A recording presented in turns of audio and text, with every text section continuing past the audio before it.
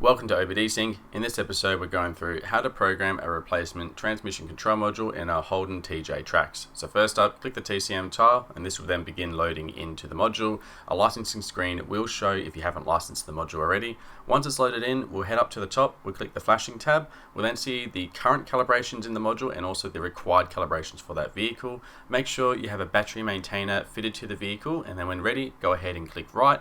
We'll have a pop-up indicating that it will wipe away any custom tune that is on the transmission control module. Press OK to proceed when ready.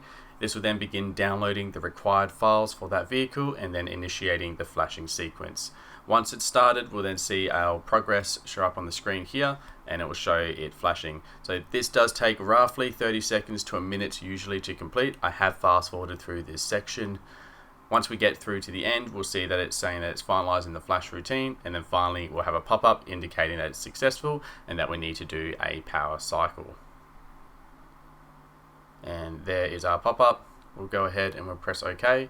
We can then head to the learn functions and perform our final action, which is the VIN security link, which is going to program that vehicle VIN to that module.